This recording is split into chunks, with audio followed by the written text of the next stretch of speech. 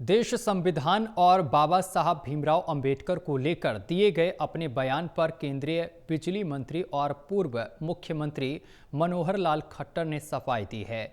उन्होंने कहा है कि उनके बयान को कांग्रेस द्वारा तोड़ मरोड़ कर पेश किया जा रहा है, जबकि उन्होंने संविधान और बाबा साहब के प्रति अपनी श्रद्धा व्यक्त की थी।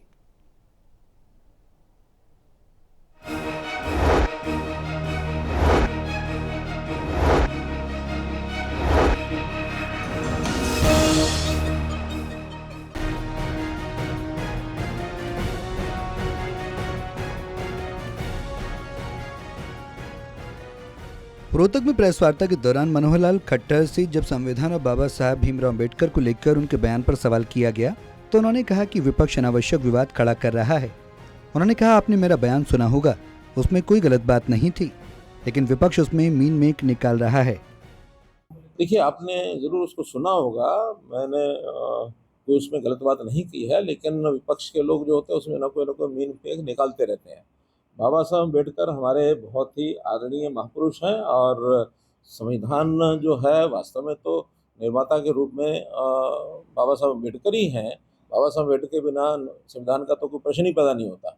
और उसमें से जब उसको विषय को इस ढंग से घुमाया गया कि इन्होंने तो केवल ये कहा है, उनको श्रेय दिया गया है, और ये भाई आखिर तो ये सारा इतिहास सब हमको मालूम है कि बाबा साहब अम्बेडकर ही उस संविधान को समर्पित करने वाले, देश को, देश की जनता को देने वाले वही थे।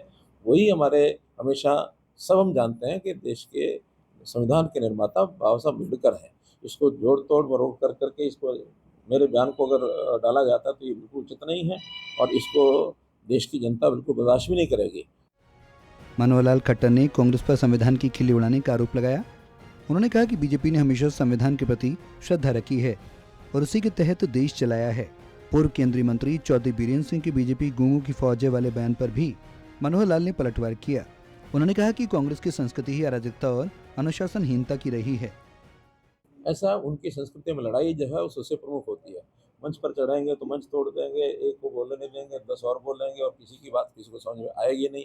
यह एक हमारे अनुशासन को वो हमारे उसको अगर इस ढंग से मानते हैं तो अपने अनुशासन को रखना जानते हैं और अनुशासन से ही भारतीय जनता पार्टी कहाँ से कहाँ पहुँच गई है और वो कहाँ से कहाँ नीचे गिर गए हैं।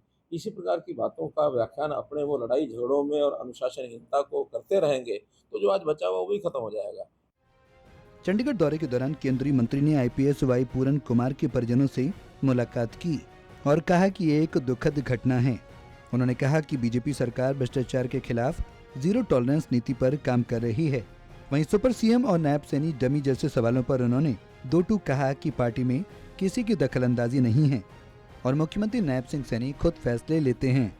मनोहर लाल ने हरियाणा सरकार के 3 कार्यकाल पूरे होने पर कहा कि बीजेपी ने इस दौरान महिलाओं और किसानों के हित में कई योजनाएं लागू की हैं, जिसमें लाडो योजना के तहत महिलाओं को 2100 रुपये प्रति माह देने की घोषणा भी शामिल है।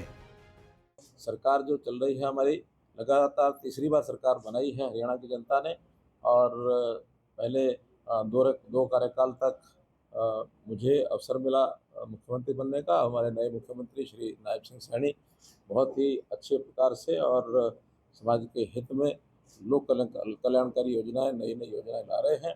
विशेष तौर पर जैसे अभी जो हमारी योजना आई है महिलाओं के लिए, लाडो लक्ष्मी योजना, जिसके अंदर 2100 रुपया मासिक ऐसी हमारी महिलाओं को, बहनों को मिलेगा जिनकी आयु 23 वर्ष या इससे ऊपर है। कुल मिलाकर मनोहर लाल खट्टर ने अपने बयान को लेकर विपक्ष के आरोपों को सिरे से खारिज किया है और कहा है कि बीजेपी संविधान की मूल भावना के प्रति पूरी तरह समर्पित है। रोहतक से सुरेंद्र सिंह की रिपोर्ट, टोटल टीवी।